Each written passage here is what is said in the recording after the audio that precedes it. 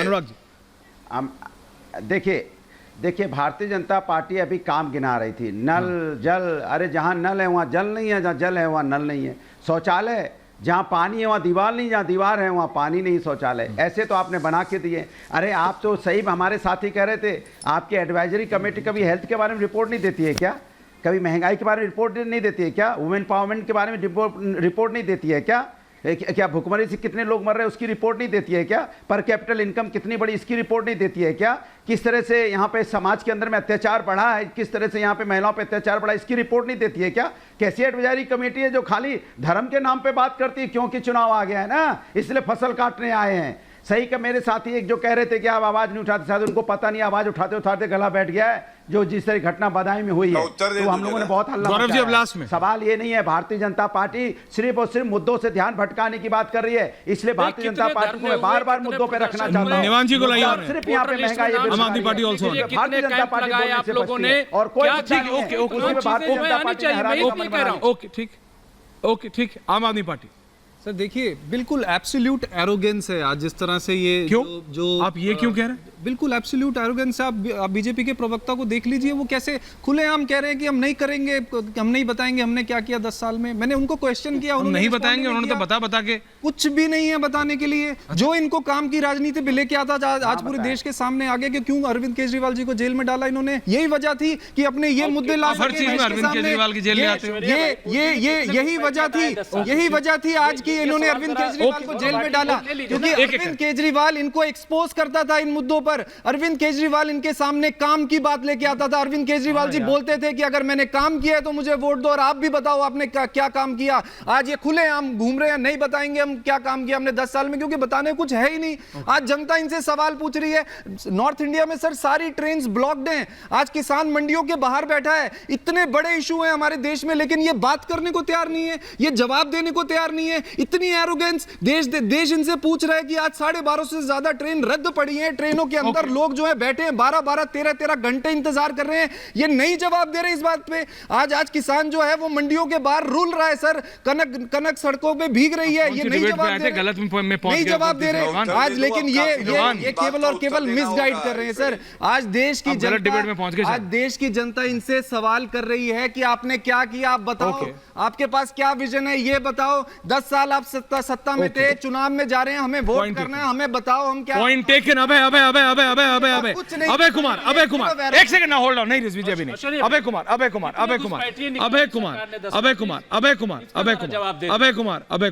अभय जी बोलिए, ending comments. अभय जी बोलिए। जी देखिए, ऐसा है कि अगर हम जिस इश्यू पर आज डिबेट कर रहे हैं और जिस रिपोर्ट के बारे में, तो देखिए ऐसा है कि बीजेपी भी एक पॉलिटिकल पार्टी है, उसको भी पूरा अधिकार है, या वो भी अपने सुविधा के अपनी ऐसा लाने के लिए फ्री है। हर पार्टी ऐसा कर रही है। अगर आप देखिए, अगर आप महाराष्ट्र में जाकर के देखिए कैसे ट्रीट किया जा रहा है कि एक भी मुस्लिम उम्मीदवार नहीं उतारा गया है ईडी अलायंस के द्वारा। और अगर हम बीजेपी की ही बात करें, तो बीजेपी राजस्थान में, गुजरात में, या जहां पर डायरेक्ट बीजेपी वर्सेस कांग्रेस की फाइट होती है, वहां पर कितने मुसलमानों को टिकट देती है। नहीं, आप बोल रहे हैं कांग्रेस गुजरात में, अब तो आम आदमी पार्टी वहां भी कांग्रेस का वोट बैंक ले गई। बताता है नहीं, बिल्कुल अभी ले गई है, लेकिन अब से पहले की मैं बात कर रहा हूं, अभी से पहले की भी राजनीति में बात करनी पड़ेगी। केवल आज की राजनीति के अनुसार हम चले तो ऐसा हम लोग का ये नहीं होगा। ओके, पंकज शर्मा जी। बात है कि हर पार्टी अपने अनुसार, सुविधा के अनुसार राजनीति करती है। पंकज जी। ऐश्वर्य, एक बड़ा अद्भुत संयोग बन रहा है। क्या दादा? 10 साल पहले जेठ का महीना था और कृष्ण पक्ष की सप्तमी थी उस दिन। जिस दिन नरेंद्र भाई मोदी ने लोकतंत्र के जो परम पावन मंदिर की सीढ़ियों पर दंडवत प्रणाम किया था। आपके जहन में भी वो दृश्य अभी तक चस्पा होगा। अब 4 जून को जेठ का महीना है, कृष्ण पक्ष की चतुर्दशी होगी। जब अब वो एक दूसरे संसद भवन की सीढ़ियों से नरेंद्र भाई मोदी विदा लेंगे, उस संसद भवन की सीढ़ियों से जिसके छत पर शेर दहाड़। तो 10 वर्ष में ये फर्क पड़ा हमारे लोकतंत्र में कि हम उदारता से, समावेशिता से, भाईचारे से दहाड़ तक पहुंच गए। ये देश की जनता ने देखा है और इस बार 2024 के चुनावों में इसी का नतीजा भारतीय जनता पार्टी को भुगतना पड़ेगा। ओके, देखिए ऐश्वर्या जी, सबको लाइए, बोलिए मनोज जी। मैं कह रहा हूं कि पंकज जी ने जिस तरीके से कहा कि भाई हम ओपिनियन पोल जो करते हैं उनके ऊपर तो संदेह अब होने लग रहा है मुझे। नहीं पर्सनली नहीं बता रहा, मैं बता रहा हूं कि पंकज जी बहुत कोशिश किया उन्होंने, आपकी अहम को ठेस पहुंचा दिया। नहीं राजस्थान में उन्होंने जिता रहे थे कांग्रेस को, छत्तीसगढ़ में जिता रहे थे और मध्य प्रदेश में भी जिता रहे थे। तो पंकज जी जब कांग्रेस को जिताते जिताते नहीं थक पाते हैं तो यदि मेरे ओपिनियन पोल में बीजेपी जीत जा रही है तो पंकज जी शक करते हैं तो कोई बात नहीं है। पंकज जी को अपना प्रयास करना चाहिए और भारतीय कांग्रेस को जिताना चाहिए। हो सकता है उनके लोगों की ऐसी जरूरत है। देखिए यही एक सबसे बड़ी चीजें हैं। Gaurav ji, you have to answer all of them. मैं बराबर का टाइम दूंगा आपको। मैं स्वीकार किया कि भारतीय जनता पार्टी ध्रुवीकरण करने में लगी हुई है और उसमें सफल भी होती है और यही कारण होता है कि जहां 2024 में 36 मुसलमान जीत कर आए थे, आज के डेट में यदि आज 2019 में 24 हो गए थे और धीरे धीरे पार्लियामेंट के अंदर मुसलमानों की संख्या घटी। उसके लिए एक और सवाल नहीं दोषी है, उसके लिए कांग्रेस दोषी है कि जो लोगों को टिकट देना बंद कर दिए मुसलमानों को।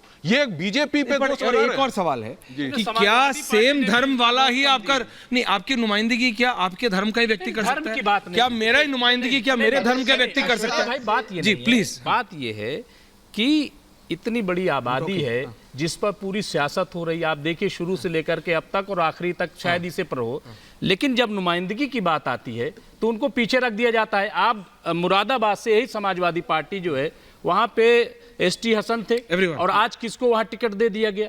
क्यों दे दिया गया? जबकि वहां मुस्लिम आबादी ज्यादा है। भाई जहां मुस्लिम आबादी ज्यादा है वहां भी नहीं दोगे, जहां कम है वहां भी नहीं दोगे। तो ये एक तो शिकायत तो है।